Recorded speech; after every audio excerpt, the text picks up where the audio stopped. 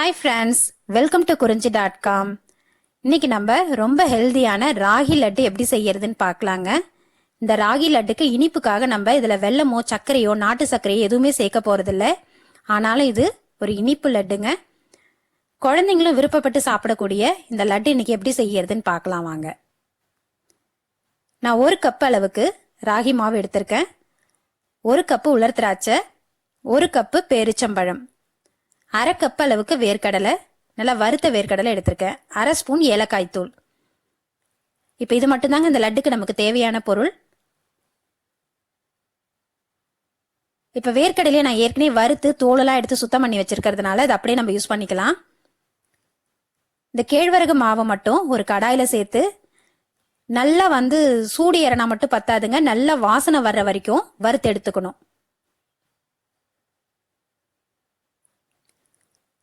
நிறைய பேர் சர்க்கரை வெல்லம் இதெல்லாம் சேர்க்காம ஒரு ஹெல்த்தியான ரெசிபி ஏதாவது போடுங்க அப்படின்னு நிறைய பேர் கேட்டிருந்தீங்க.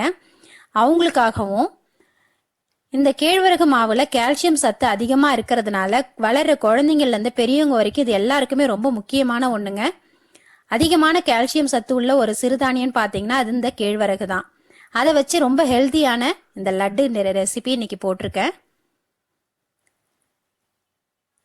ஒரு மிக்சி ஜார்ல நம்ம எடுத்து வச்சிருக்க 1/2 கப் அளவுக்குள்ள வேர்க்கடலையை சேர்த்துக்கலாம். இதை நல்லா பவுடரா நுணுக்கணும்னு அவசியம் இல்லைங்க, கொஞ்சம் கொரன்னு நுணுக்கி எடுத்துக்கலாம்.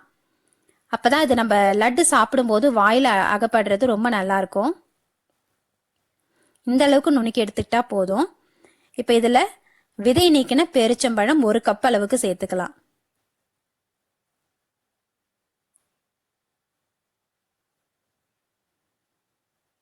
இந்த பேரிச்சம்பழம், திராட்சை இது எல்லாமே உடம்புக்கு ரொம்ப நல்லதுங்க.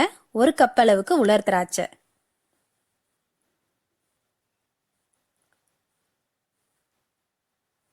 வாசனைக்காக ஒரு 1/2 ஸ்பூன் ஏலக்காய் தூள். இப்ப இதெல்லாத்தையும் மிக்சியில நல்லா அரைச்சு எடுத்துக்கலாம். தண்ணி எதுவுமே சேர்க்க கூடாதுங்க, இதை அப்படியே நம்ம ட்ரையாவே அரைச்சு எடுத்துக்கலாம்.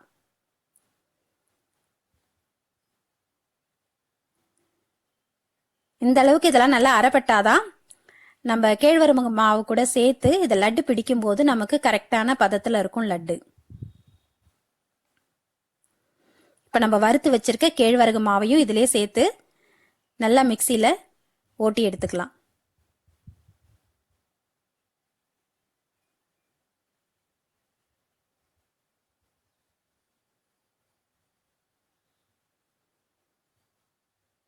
இப்போ நம்மளோட கேழ்வரகு லட்டு மாவு ரெடி.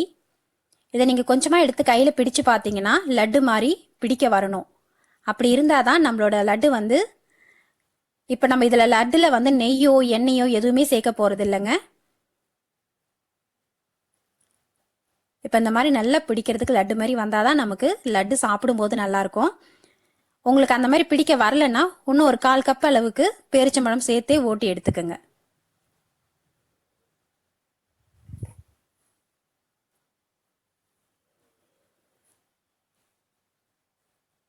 மிக்சியிலேருந்து அதெல்லாம் எடுத்துட்டு நல்லா கட்டி இல்லாமல் இந்த லட்டு நம்ம பெருசு பெருசாக பிடிக்கணும்னு அவசியம் இல்லைங்க. நெல்லிக்காய் அளவுக்கு, ஒரு பெரிய நெல்லிக்காய் அளவுக்கு பிரித்து வச்சுக்கிட்டோம்னா டெய்லி குழந்தைங்கள்லேருந்து பெரியவங்க வரைக்கும் எல்லாருமே ஒன்று ஒன்று சாப்பிட்டு வந்தால் ரொம்ப நல்லது.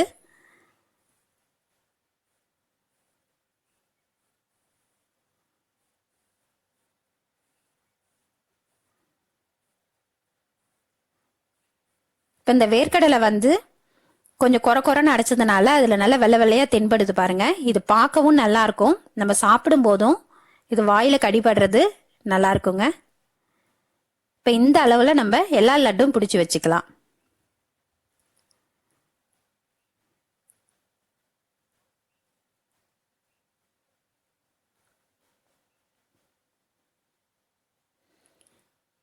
இதை நம்ம தொடர்ந்து சாப்பிட்டுட்டு வரும்போது இடுப்பு வலி, மூட்டு வலி இந்த பிரச்சனை எல்லாம் இல்லாம இருக்குங்க. கால்சியம் அதிகம் உள்ள ஒரு பொருள்னு கேட்டீங்கன்னா அது இந்த ராகி மாவு தான். நம்ம இந்த மாதிரி குழந்தைங்களுக்கு செஞ்சு கொடுக்கும் போது அவங்களும் விருப்பப்பட்டு இதை சாப்பிட்டுடுவாங்க.